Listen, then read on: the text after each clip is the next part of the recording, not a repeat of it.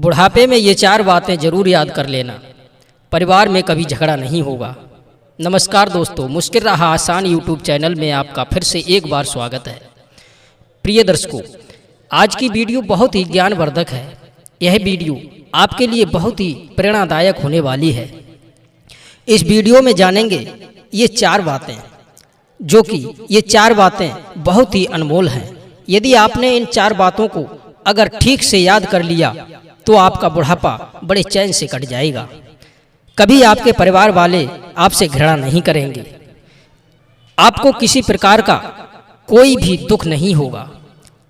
किसी ने सच ही कहा है कि बुढ़ापा एक कड़वा सच है। अगर ये बुढ़ापा किसी के ऊपर आता है तो फिर जाता नहीं, और यदि जाता है तो इंसान को अपने साथ लेकर जाता है। दोस्तों, बुढ़ापे में सभी प्रकार के दुख घेर लेते हैं। अपने ही परिवार वाले घृणा करने लगते हैं, हितैषी रिश्तेदार परिवार वाले सभी साथ छोड़ जाते हैं, कोई साथ नहीं देता। और तो और आपकी खुद की संतान आपका साथ नहीं देती। तो इसमें दोष उनका नहीं, दोष आपका है। ये तो आपको ही तय करना है कि हमें अपना अंतिम समय किस प्रकार काटना है। ये निर्भर करता है आपके ऊपर, आपके अंदर वो कौन सी खासियत होना चाहिए जिससे हमारी संतान, हमारे रिश्तेदार, हमारे हितैषी, हमारे नाती पोते, हमारी पुत्र बधुएं हमारा सम्मान करें, हमारी सेवा करें। अगर ये 4 बातें आपके जीवन में हैं तो बुढ़ापे में आपको कभी दुख नहीं होगा।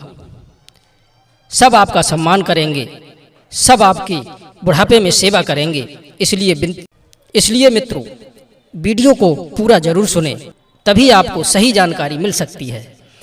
तो दोस्तों, वीडियो शुरू करने से पहले आपसे निवेदन है कि जो दर्शक हमारे चैनल पर पहली बार आए हैं, कृपया हमारे चैनल को सब्सक्राइब करें, बेल आइकन ऑन करें, जिससे हर वीडियो की सूचना सबसे पहले आपको मिले।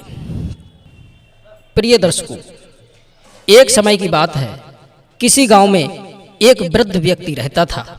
वह बहुत ही सीधा और सज्जन स्वभाव का था, अर्थात उसकी जवानी बड़े चैन से कटी थी और धन भी काफी कमाया था। अपनी जवानी में कभी किसी को दुख नहीं दिया और लोगों की काफी मदद की थी, दान पुण्य भी किए, बहुत ही सुख शांति से अपना जीवन व्यतीत किया था। जब उस पर बुढ़ापा आया तो उसका शरीर साथ छोड़ने लगा। उसके शरीर को बीमारियों ने घेर लिया, उसकी हड्डियां दर्द करने लगी थी। उसके पुत्र बधू, उसके सभी परिवार वाले उससे घृणा करने लगे। कोई भी घर का सदस्य उसकी बात नहीं पूछता था। उसी के बेटों ने उसके रहने की व्यवस्था अपने घर से दूर झोपड़ी में कर दी थी। वह बूढ़ा सज्जन व्यक्ति उसी झोपड़ी में पड़ा रहता था। उसे ना तो समय पर पानी मिलता था और ना ही भोजन।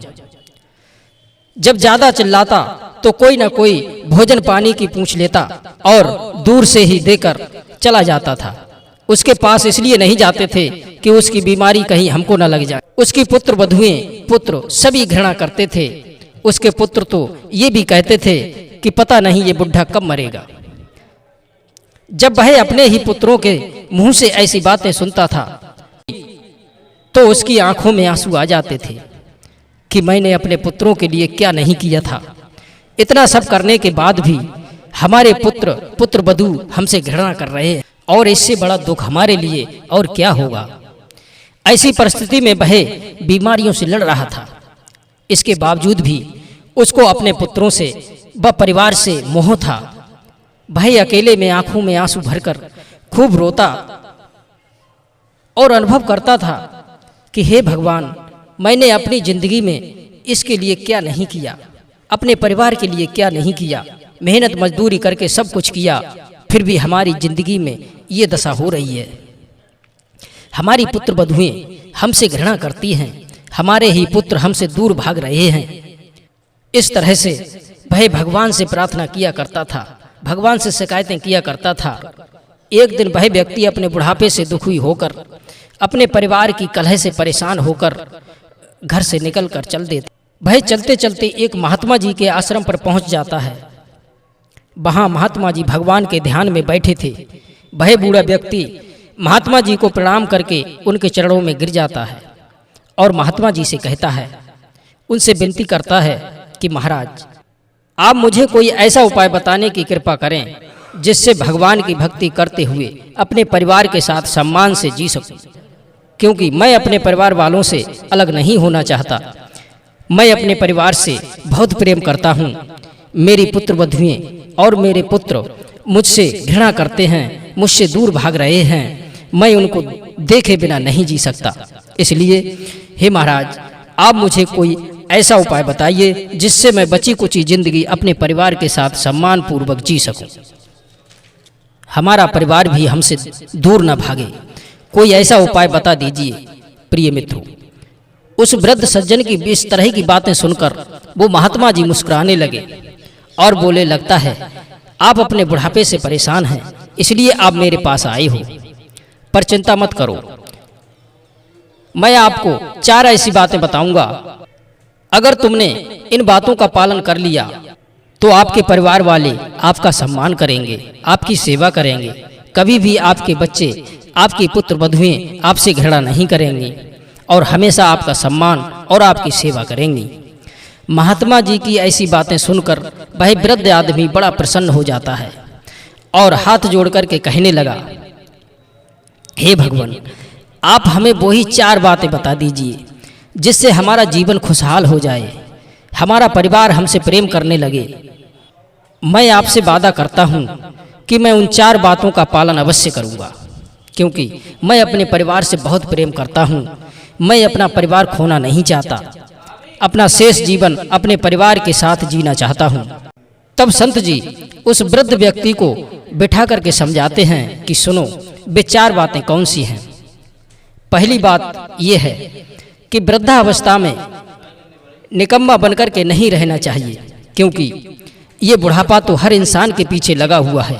इसलिए बुढ़ापे में कुछ ना कुछ काम करते रहना चाहिए, जितना हो सके उतना करना चाहिए, क्योंकि अगर पड़े पड़े खाओगे तो आपके परिवार वाले आपसे घृणा करने लगेंगे। इसलिए थोड़ा बहुत कुछ ना कुछ कार्य करते रहना चाहिए। इंसान को निकम्मा बनकर के नहीं जीना चाहिए। और दूसरी महत्वपूर्ण बात यह है कि बुढ़ापे में कम से कम बोलना चाहिए, क्योंकि अगर कम बोलोगे तो तुम्हारे परिवार के लोग सब तुम्हारी इज्जत करेंगे, सब तुम्हारा सम्मान करेंगे, समय आने पर तुम्हारी सेवा करेंगे।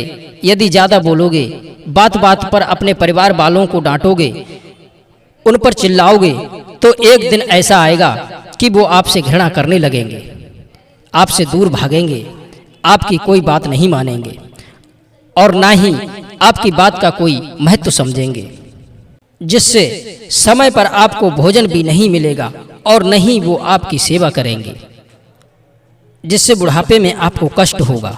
इसलिए बुढ़ापे में जहाँ तक बन सके कम से कम बोलना चाहिए, तभी आपका बुढ़ापा सही तरीका से गुजरेगा, क्योंकि ज़्यादा बोलने से शक्ति और बुद्धि दोनों ही छीड़ हो जाती हैं। और तीसरी बात यह है, बिना मांगे सलाह मत दीजिए, क्योंकि अगर बिना मांगे सलाह दोगे तो आपकी सलाह का कोई महत्व नहीं समझेगा और ना ही कोई तुम्हारे पास सलाह लेने के लिए आएगा, क्योंकि तुम पहले से ही उसको सलाह देना स्टार्ट हो जाओगे। वो पूछने तो कुछ और आया और तुम सलाह कुछ और देने लगे। इस तरह से वह भ्रमित हो जाएगा। इसलिए कभी भी बिना मांगे सलाह मत दो। चौथी और आखिरी महत्वपूर्ण बात यह है कि सहने की आदत डालें। एक दिन बुढ़ापा तो सभी पर आता है, जिससे बुढ़ापे में कष्ट भी होते हैं।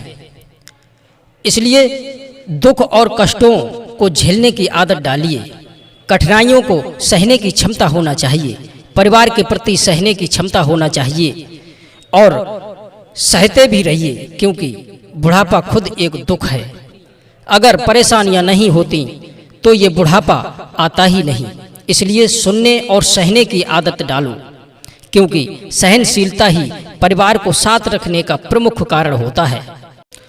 संत जी बोले, हमारी ये 4 महत्वपूर्ण बातें अपने जीवन में उतार लो और अगर इन पर अमल कर लिया तो कभी बुढ़ापे में किसी प्रकार का कोई कष्ट नहीं होगा, नहीं दुख होगा। आपके परिवार के लोग आपसे कभी घृणा नहीं करेंगे, आपसे कभी दूर नहीं होंगे। सुख व शांति हमेशा आपके घर में बनी रहेगी और आपका बुढ़ापा बड़े मज़े से बीत जाएगा। प्रिय दर्शकों, ये वीडियो आपको पसंद आया हो तो वीडियो को लाइक और शेयर अवश्य करें। फिर मिलते हैं अगली वीडियो में किसी नई ज्ञान चर्चा के साथ। तब तक के लिए जय श्री कृष्णा, जय श्री राधे।